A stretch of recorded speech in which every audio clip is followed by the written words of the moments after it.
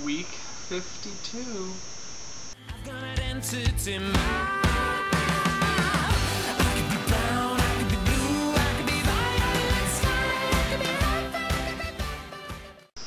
Hello and welcome to another Confessions at Room 3428, Week 52. As of my vlog next Saturday, we will have been vlogging for a full year. And it's kind of crazy. So this week we're sort of taking time to reflect on the past year, that sort of thing. And next week, the first week of our new year, starting with my vlog next Saturday, we'll do the challenges that we've all been assigned. I'm in the writing stages of mine. It's going to be hard to do a stand-up act in 5 minutes. So, as you may or may not know, I had a busy week. I've been moving for a week. I'm in the new place. In our office, we have a 3rd bedroom. It's very nice. And I was very stressed. Like, what am I going to do for this vlog? Trying to plan all sorts of montages and stuff, and didn't know if I had the software because I couldn't get it to work last time, and I just thought, you know what? I'm just going to keep it super simple. And I wanted to talk about the first time that I met all of our regular 3428 folks. So, here we go. I met Lizzie first. Pottercast was going to Phoenix Rising and doing a live podcast, and it was their first tour, I think? And I had been listening and catching up, and I had been listening for almost a year at that point when I heard that they were going to be doing Habitat for Humanity in New Orleans. And at the time I wasn't working and sort of had the means to go to New Orleans and do that sort of thing. I thought, I've been a carpenter for 4.5 years. I could definitely lend my services to this. And my sister lived in Baton Rouge, so it would be a great chance to see her and spend some time with her as well. So I went. And I met Melissa and Lizzie in the lobby of the hotel. I wasn't even registered for the con. Met them in the lobby of the hotel the morning of Habitat for Humanity. I had my work boots on, and Melissa was like, "Hi, we've just met, but can John use your shoes?" And I was like, "Oh, I don't." She's like, "No, I'm sorry. Do you have like an extra pair?" I was like, "Well, I've got some like running shoes in the car." She's like, "Great. Do you mind?" I was like, "I don't. No, I don't mind at all." And she's like, "Great. 1 second, John. This is Josh. Josh, this is John. John, follow him and get some shoes." Because John was wearing flip-flops for Habitat for Humanity because he didn't pack any other shoes. So that's when I met Melissa and Lizzie, because Lizzie was right there the whole time. But so that's when I first met Lizzie, was building houses in New Orleans and helping her and Melissa hammer nails and straight.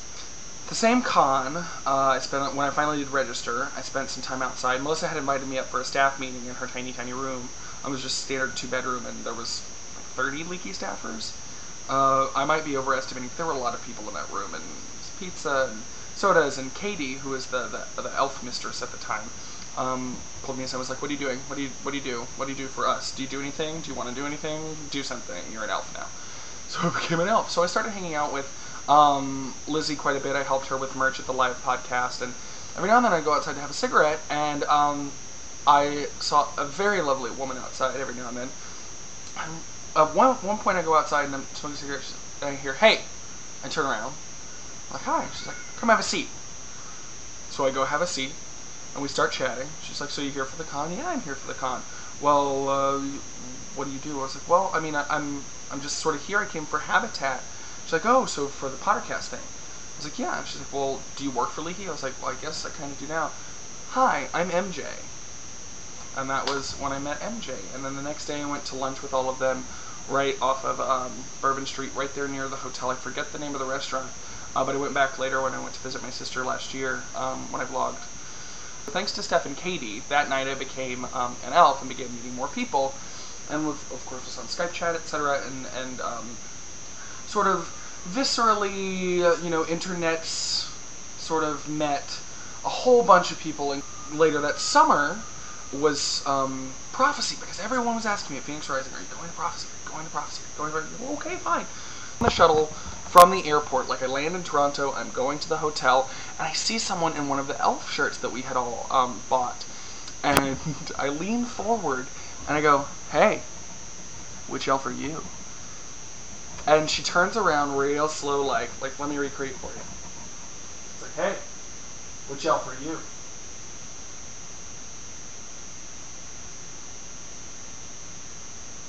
Kim Popo.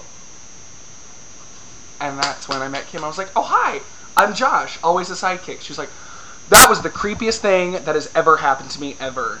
You're crazy. It's nice to meet you.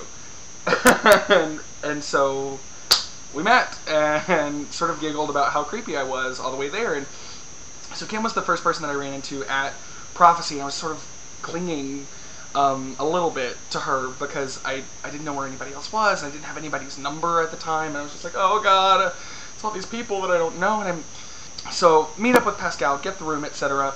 People come to hang out. In the lobby, I don't know where we were going, probably to the welcoming shindig. I'm going to meet other people, and this woman taps me on the shoulder. She's like, hi, who are you? I was like, I'm always a sidekick. I'm Josh. Great, nice to meet you. I'm Lisa, quest author.